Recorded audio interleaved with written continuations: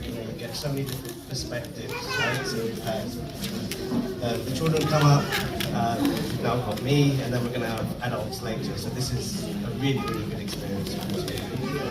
Now, it would be impossible to kind of characterize everything and talk through all the experiences in sort of 5 to 10 minutes. So I'm going to talk about it from a new parent's perspective.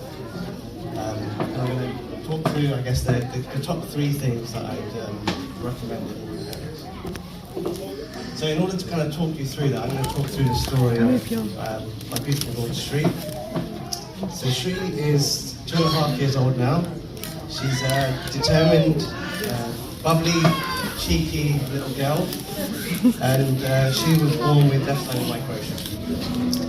Now, if I think back to the day she was born, she was a December baby, so it's 28th of December 2022. And I remember, going up to the hospital, making that trip with my wife, and we were both feeling excitement, a bit of nervousness, but we were genuinely really excited to meet our baby.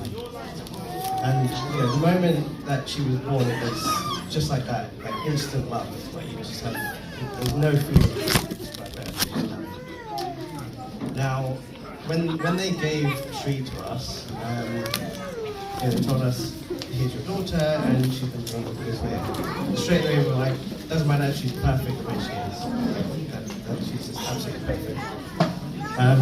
We spent a few days in the hospital afterwards, 4 days, because of complications and pregnancy in the delivery.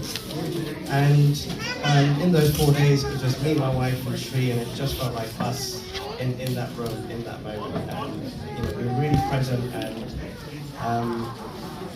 it was a bit of a bubble, and we got to the point of, well, we have to face the real wide world now. We're going to have to deal with what microtia, what this little A means.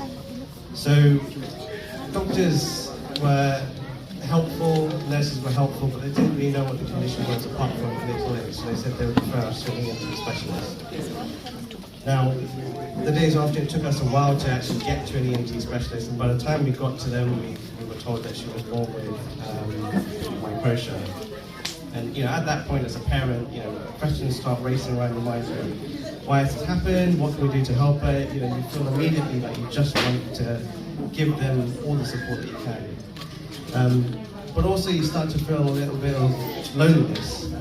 In our family, we didn't have anyone who had was born with microtia. We'd never heard of the condition, so we really started to feel lonely. So that kind of comes into the first point of making sure that you get support. The doctor helpfully referred us to Microtia UK. We actually spoke to both Tina and Liz, who were really, really helpful in talking us through their experiences with their children and the amount of support they kind of got. We also spoke to another charity called Changing Faces, who offered counselling services to both my wife and I, which really helped us understand how we could support Shri better in the future. And this event was really key because we've met 2 really good families here. We keep in touch, and when you get to kind of hear everyone's perspective, it gives you perspective, right? And you start to think, okay, maybe I can take that on board with our child. Now, as the months kind of went on, we realised that information is key, and that's a simple one. So, the doctors will give you a lot of information. This event will give you a lot of information. Google obviously gives a lot of information, but we really wanted to educate ourselves so that we could educate others. So one of the things that we did is we created a presentation which showed what microtia meant, talked about the level of hearing that Shri had, and then it was useful because we were able to explain it to our family a lot more easier, but also in the educational setting. So once we sent her to nursery, it was really easy to explain that to the teachers at the nursery. We also let them try on the hearing aid. So we were lucky enough to get Shri a hearing aid at 4 months old. So our family got to try on the hearing aid, understand how it works.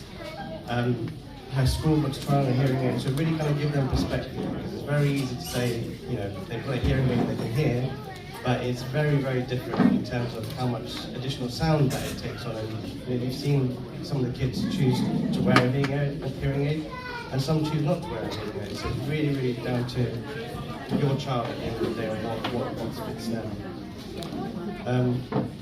We also have done quite a lot of fundraising here as well, so our family has been really, really supportive in fundraising.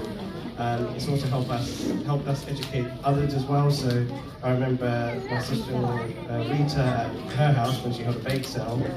We advertised in the local area, and then someone dropped a check through the letterbox and just left a little note saying, "I'm really sorry I can't attend, but you know, I heard about this charity called Microtia, I googled it, and I just want to do what I can to support it," and dropped a check through the letterbox. So it was really, really nice to see that we could educate others and have that impact through fundraising.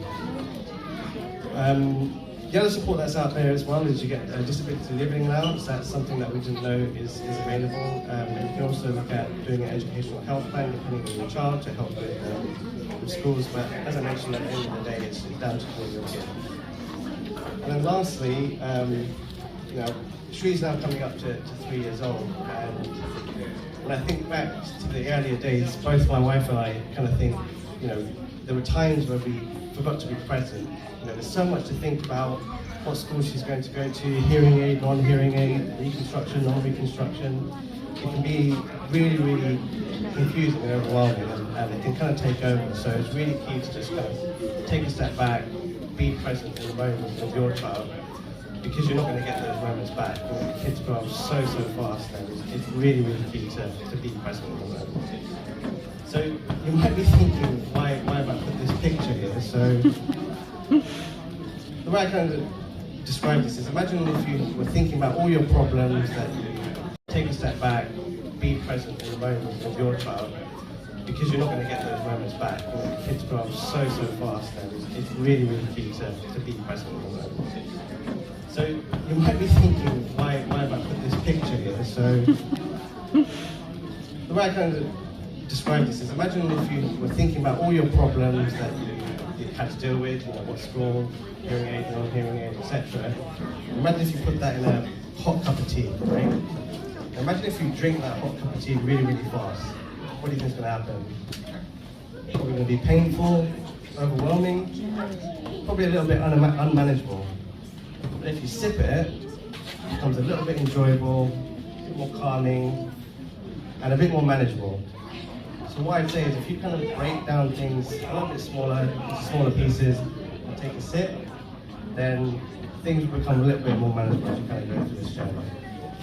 Now, both my wife and I are here for support. If anyone wants to have a chat with us in between the breaks or anything, we can talk to our experience with any families individually. But if you've got any questions that you